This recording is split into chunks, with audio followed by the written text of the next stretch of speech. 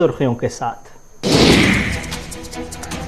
जम्मू कश्मीर में थमने का नाम नहीं ले रही है कोरोना की रफ्तार। आज फिर नए मामले दर्ज किए गए 5,000 के पार। 5,818 नए के पार। 5,818 नए मामले रिकॉर्ड। 4 मरीजों की हुई है मौत। अनंतनाग में शाम होते ही मिलिटेंटों ने सीआरपीएफ को बनाया निशाना। सीआरपीएफ पर फायरिंग करके मिलिटेंट हुए फरार। 40 बटालियन सीआरपीएफ बंकर पर फायरिंग में नहीं हुआ कोई नुकसान।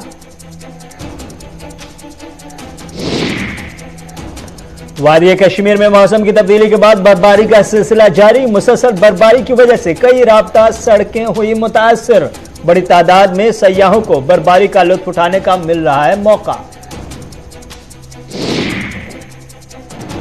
और तालिबान के इक़्तिदार के बाद पहली बार काबुल में इकोनॉमिक समिट का हुआ इनेकाद। इकोनॉमिक समिट में अक़वाम मुत्तहिदा की खुसूसी मंदूब ने की शिरकत। तालिबान ने की मुस्लिम ममालिक से हुकूमत को तस्लीम करने की अपील।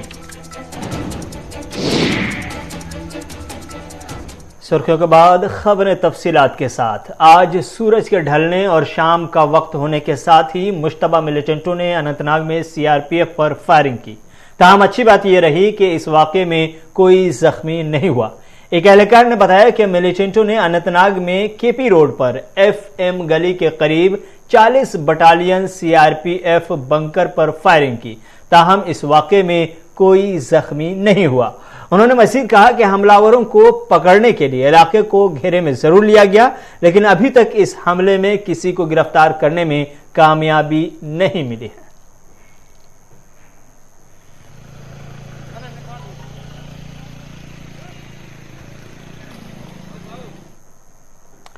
जहां एक तरफ सरकारी इमारतों की तामीर पर करोड़ों रुपए खर्च किए जाते हैं, वहीं दूसरी जानिब उन इमारतों का कोई पुरशान हाल हो तो कोई बात बने।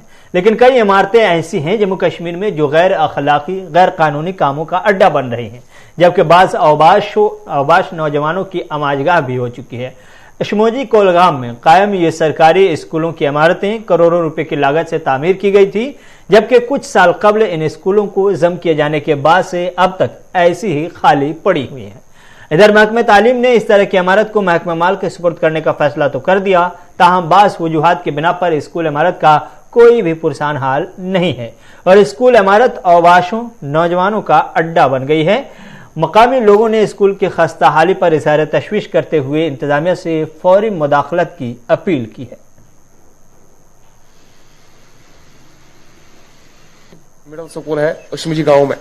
ये एक जो ड्रग का हब है वो ये बन चुका है, क्योंकि हर कोई जो गंदा काम है, चाहे वो ताश हो, चाहे वो जुआ हो, चाहे वो शराब हो, चाहे वो चरस गांजा हो, जो भी कोई गंदा काम है वो इस स्कूल में होता है।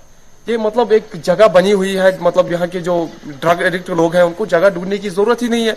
वो घर में ड्रग एडिक्ट नहीं कर सकते, क्योंकि उनको पता है कि गवर्नमेंट ने हमारी लिए बिल्डिंग बनाई है, वहां जाके हम ड्रग एडिक्ट बन सकते हैं। और भी लोग यहाँ पे जो जो एजुकेटेड यूथ है वो इसमें इन्वॉल्व हो रही है। तो अब हम डीसी साहब से अपील करते हैं कि आप यहाँ पे आपने अभी पिछले महीने में आपने यहाँ पे आप आए थे, आपने जायजा लिया इस बिल्डिंग का, तो हमें सुनने में आया था कि आप ये जो बिल्डिंग है ये नयाबत में कन्वर्ट होने जा रही है। लेकिन मुझे नहीं लगता है कि जितना वक्त अभी आप ले रहे हो तो ये हमारे लिए ठीक है या इस गांव के लिए ठीक है, क्योंकि यहाँ के जो एजुकेटेड यूथ है, जो कुलगाम डिस्ट्रिक्ट को इस गांव पे नाज था, वो धीरे धीरे खत्म हो रहा है। क्योंकि यहाँ पे ज्यादा जो लोग हैं, एजुकेटेड लोग हैं, एजुकेटेड यूथ है, वो ज्यादा से ज्यादा इन्वॉल्व हो रहा है इस ड्रग्स में। हमारे पास 2 स्कूल हैं, एक बॉयज मिडिल स्कूल भी है, प्राइमरी स्कूल भी है और गर्ल्स प्राइमरी स्कूल भी है। 2016 में ये स्कूल जो था वो क्लब हो गया था दूसरे स्कूल के साथ, और ये यहाँ पे वैकेंट बिल्डिंग थी। फिर इसकी लिस्ट जो थी वो हमने डिस्ट्रिक्ट एडमिनिस्ट्रेशन को दे दी, और डिस्ट्रिक्ट एडमिनिस्ट्रेशन ने ये बिल्डिंग जो थी वो रेवेन्यू डिपार्टमेंट को अलॉट की। न जाने किन वजूहत की वजह से फिर रेवेन्यू डिपार्टमेंट ने ये बिल्डिंग जो है वो टेकअप नहीं की, जिसकी वजह से वो बिल्डिंग जो है वो आज तक खाली रही। तो हमने इसके लिए एक कमेटी बनाई है, हम इसको इंक्वायर करेंगे और हम इंश्योर करेंगे कि ये बिल्डिंग जो रेवेन्यू डिपार्टमेंट को अलॉट हुई है, अगर उनको ज़रूरत नहीं है तो हम और किसी डिपार्टमेंट को अलॉट करके इसको यूटिलाइज करें। महकमे सयाहत की जानिब से कश्मीर में मुख्तलिफ जगहों को सयाहती नक्शे पर लाने और उन जगहों की जानिब सयाहों को राग़िब करने के लिए पहल की जा रही है। इसी पहल के तहत सयाहती मकाम गुलमर्ग से मुख्तलिफ स्नो मोबाइल बाइक और ATV बाइक्स को बडगाम के दूधपथरी में सयाहों की खदमात के लिए रवाना किया गया है, जहाँ ये स्नो मोबाइल और ATV बाइक से मुंसलिक अफराद सयाहों और सयाहत के फ़रोग में अपनी खिदमत अंजाम दे रहे हैं। Professional snow mobile association Gulmarg से वाबस्ता अफराद ने महकमे सेहत के इस इक़दाम पर डायरेक्टर टूरिज्म डॉक्टर GN नेतू का शुक्रिया अदा किया है। ताहम उन्होंने लाइसेंस और दीगर मामलात पर डायरेक्टर टूरिज्म से अपील की है कि उनके मुतालबात को हल किया जाए।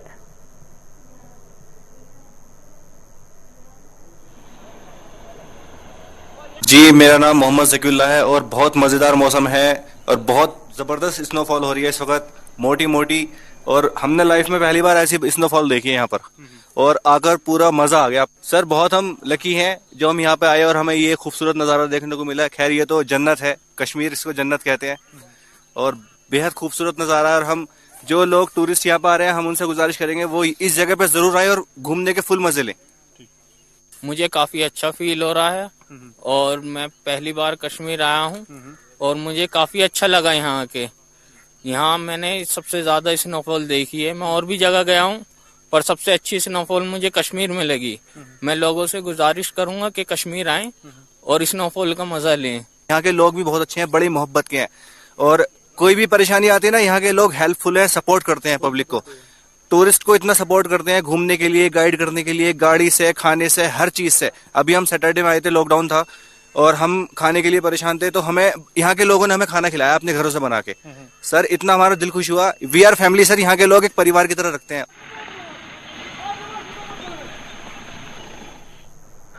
जम्मू कश्मीर में कोरोना केसेस बड़ी तेजी से फैल रहे हैं। गुज़श्ता 3 से 4 दिनों में जो केसेस की तादाद है वो बढ़ करके अब 6000 के आसपास पहुंचती हुई दिखाई दे रही है। आज 5818 नए केसेस रिपोर्ट किए गए हैं।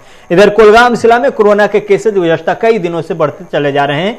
इंतजामिया की कोशिशों के बावजूद केसेज में कमी वाक़ई नहीं हो रही है। कोविड गाइडलाइंस को फॉलो कराने की कोशिश भी हो रही है, उसके बावजूद जिला सतह पर कोरोना के केसेज बढ़ते चले जा रहे हैं। यही वजह है कि इंतजामिया ने अब जिला के 40 गांव को माइक्रो कंटेनमेंट जोन करार दे दिया।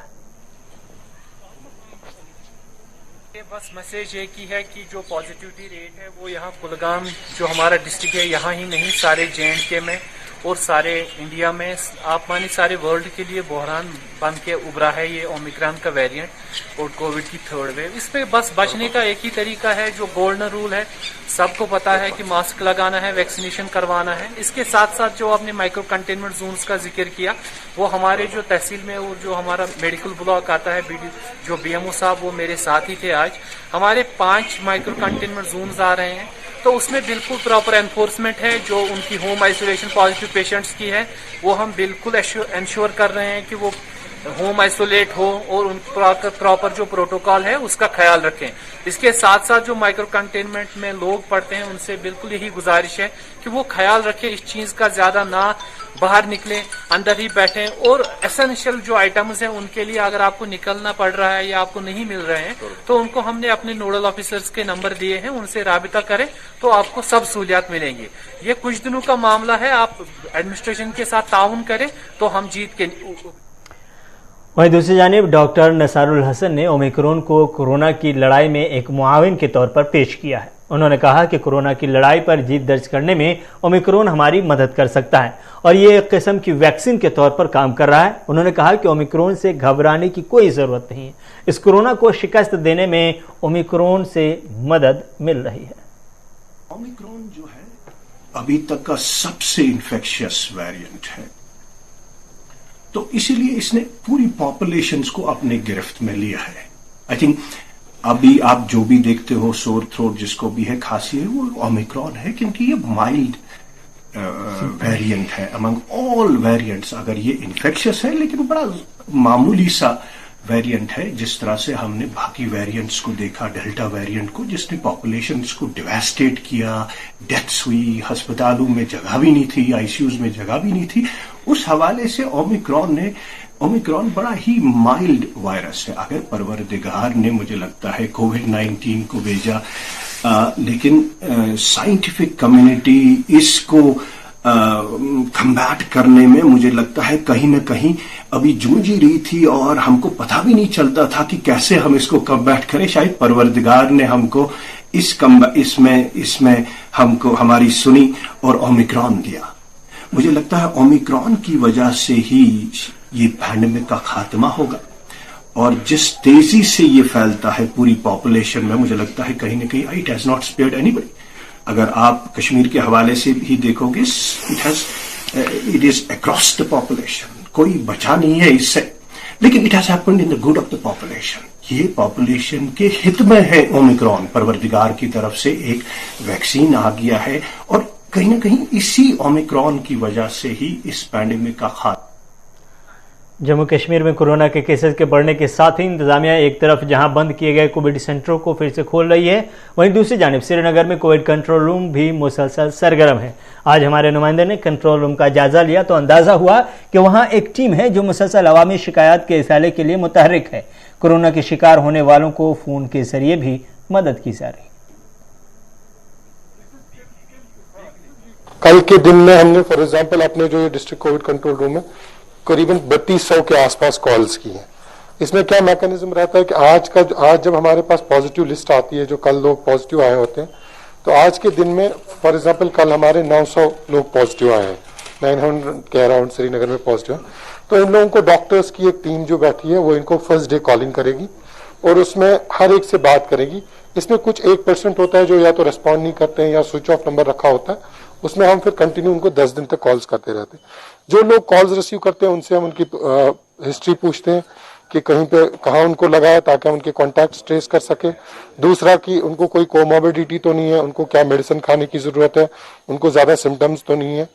और इसमें हम क्या करते हैं कि डॉक्टर्स एक ट्रैक रखते हैं जो ज्यादा उनको लगते हैं कि कोमॉर्बिड पेशेंट्स है, ओल्ड एज है, जिनको शायद मेडिकल इंटरवेंशन की जरूरत पड़ती है, तो ये हम डेली एक चार्ट बनाते हैं। इन पेशेंट्स को हम बिल्कुल अलग रखते हैं। जिन लोगों को ये पहले दिन कॉल करते हैं, इसके बाद इनको फॉलो अप टीम, जिसमें हमारे बहुत सारे डिपार्टमेंट से लोग हैं, वो इनको 10 दिन तक कॉल करते रहते हैं।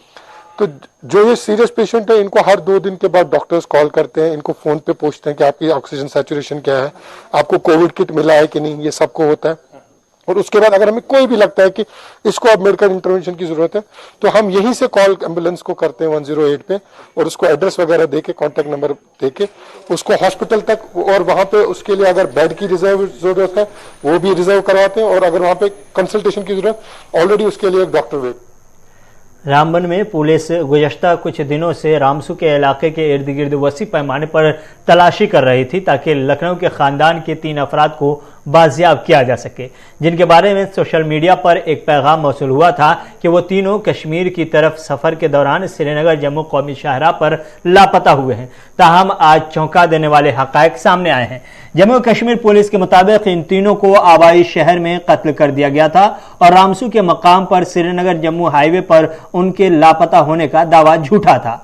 एसएसपी रामबन मोहित शर्मा ने बताया कि यूपी के हम मंसूबों ने यहां रामबन पुलिस को हम मनसूबों ने मुत्तला किया है कि तीनों का आवाई शहर में कत्ल किया गया था। वैसे रहे कि पुलिस ने 16 जनवरी को तलाश शुरू की थी, जब लखनऊ से ताल्लुक रखने वाले खानदान के एक रुकन ने सोशल मीडिया के जरिए इत्तला दी थी कि तीनों कश्मीर के रास्ते पर थे और शाहराह के साथ साथ एक बड़े तोदे के दरमियान रामसू के इलाके में फंस जाने के बाद उनसे राब्ता नहीं हुआ था।